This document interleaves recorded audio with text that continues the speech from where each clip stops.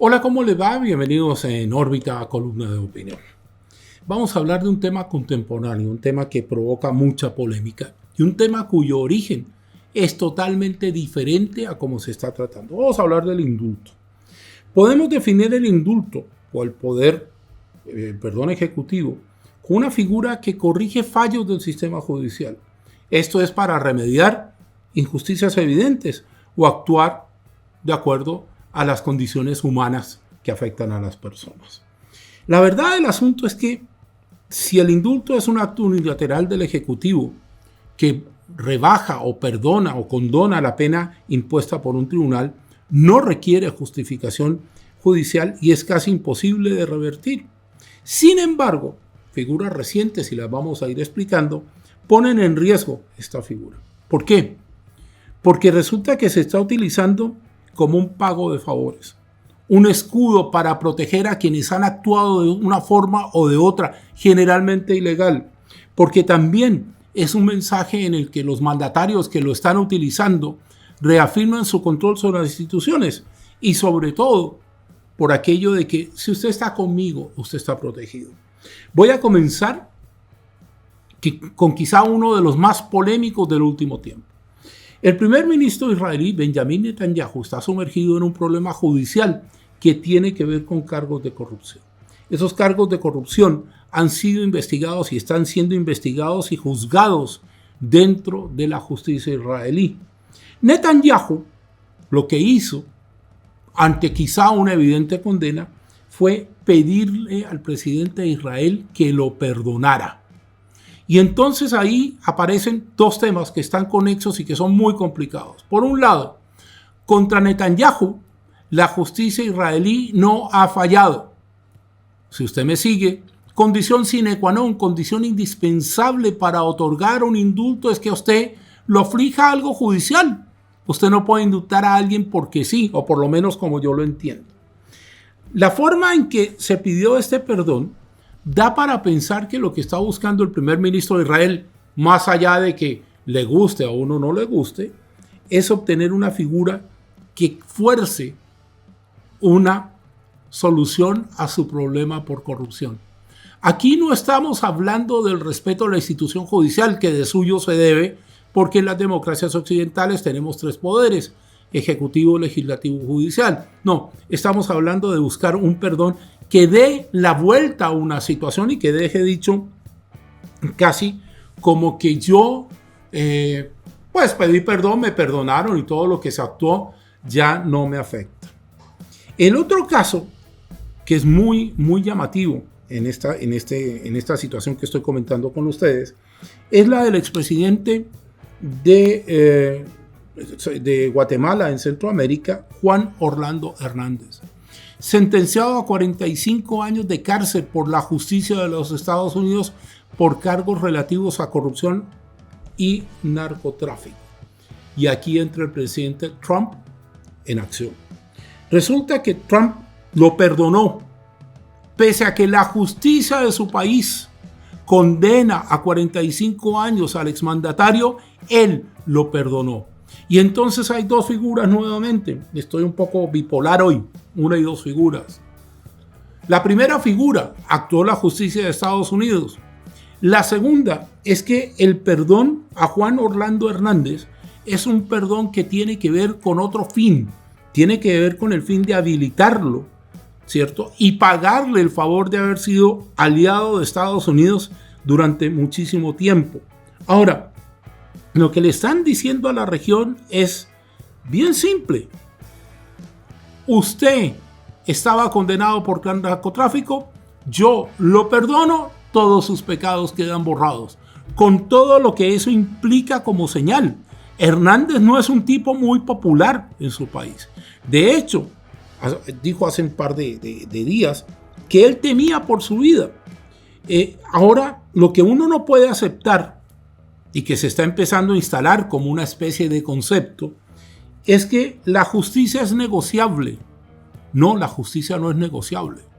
Y se está convirtiendo en la justicia es política. Y aquí hay dos temas que tenemos que entender claramente. La justicia no es negociable. Se supone que los fallos de justicia tienen una serie de apelaciones, que son los recursos que uno posee para oponerse a ellos, hasta llegar al fallo definitivo. Y obviamente no se puede politizar la justicia para acomodarla a situaciones que benefician al gobierno de turno, porque pierde toda su esencia. Todo esto también había tenido un relato de los perdones que se han ido dando a los participantes de la sonada del 6 de enero, aquella contra el Capitolio de los Estados Unidos, y que tenía a muchísima gente condenada. ¿Qué es lo grave acá? Donald Trump nunca quiso aceptar que había perdido la elección con Joe Biden.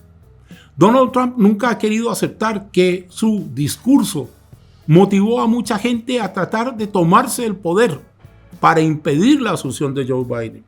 Pero quizás lo peor de todo esto es que Trump está perdonando a estas personas no por lo que dijimos antes, no porque hubiese una manifestación de injusticia evidente o por razones humanitarias. Eso no ocurre. Trump los está perdonando porque está diciendo que ellos no hicieron lo que hicieron. Y aquí sobra que yo diga cualquier cosa, porque al final del día, cuando uno revisa las imágenes, se da cuenta que las condenas tenían que ver con lo que se hizo. Ahora, ¿por qué se da esto? Se da porque él tiene que darle, de alguna manera, sentido a su sector más extremo. Y ese sector más extremo es el que casi frustra que una de las democracias más potentes del mundo, que nos ha dado ejemplo siempre a todos los demás de cómo se maneja la democracia, pudiese quedar en puertas. Si vamos avanzando, hay tres características. Se usa no como herramienta de justicia el indulto o el perdón, sino como un instrumento de poder. El líder, el que lo otorga, está por encima de las instituciones, por encima del bien y del mal, porque aquí hay otra cosa. Usted puede ser muy presidente de un país, pero usted tiene ciertas normas que tiene que cumplir.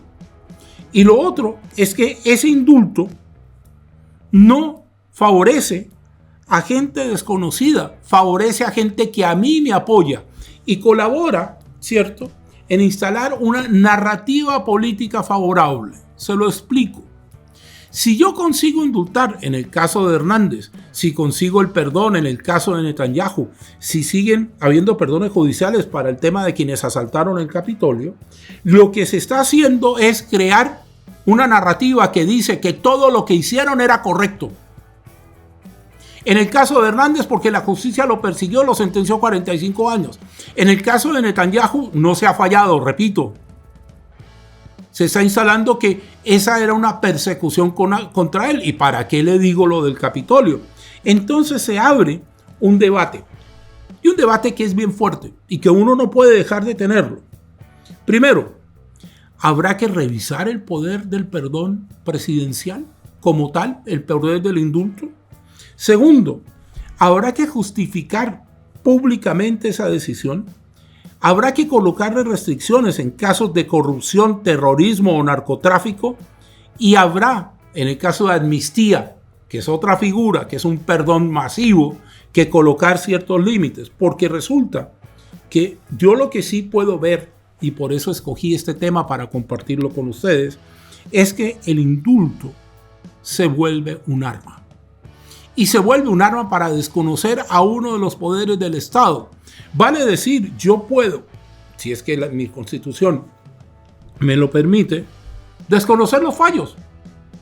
Bajo ese parámetro, yo podría, y de hecho se hizo, decir que el expresidente Hernández, el hondureño, no hizo nada. Todos saben que hizo algo. La justicia lo investigó, lo condenó y apeló en todo el camino judicial. Si yo perdono un caso de narcotráfico, pero a la vez tengo a Venezuela sitiada porque hay un cartel que se llama el Cartel de los Soles, esta es la narrativa de Donald Trump, ¿no se detecta una especie de inconsecuencia? Y resulta que lo que estamos pasando es que la ley, como ley, es algo que todos debemos obedecer porque está encima de todos nosotros, está por encima. Aquí no hay una ley que el presidente puede manejar a su antojo. No hay una ley que se invoca para perdonar atrocidades. Citando edad, enfermedad, no responsabilidad, lo que usted quiera. La ley está por encima de los ciudadanos. Y cuando yo empiezo a utilizar el indulto como arma política, le tengo una mala noticia. Ya la ley no está por encima suyo. La ley está a disposición a quien quiera, evidentemente, tomar la ley por sus manos. Uno a veces, y repito que las opiniones son mías, no representan necesariamente el pensamiento del canal en el que estoy, tiene que decir las cosas de tal manera que suenen a alerta, que suenen a que uno reflexiona sobre las cosas que están pasando. A mí me parece muy peligroso que en una democracia como la de Estados Unidos comience a indultarse gente que ha cometido delitos o que ha actuado contra esa propia democracia sobre pretexto de que, en el caso del expresidente de Honduras, ayudaron a Estados Unidos, o pretexto de que eran personas que estaban y que me apoyaban a mí en una elección que yo no reconocí. Porque lo que hay de fondo es eso. Y si lo que hay de fondo es tratar de instalar una nueva narrativa, pues no tengamos justicia. Sale más fácil. Sale más fácil que no se juzgue a nadie porque al gobierno de turno le convinieron esas acciones. Y sale más fácil incluso que usted ni siquiera se dedique a pensarlo, porque ¿para qué? Es un tema que yo me imagino que usted reflexionará, porque es un tema que cruza no solo a Estados Unidos, cruza a todo el mundo. ¿Hasta dónde el perdón es justicia o el perdón es un acomodo? Gracias por estar del otro lado.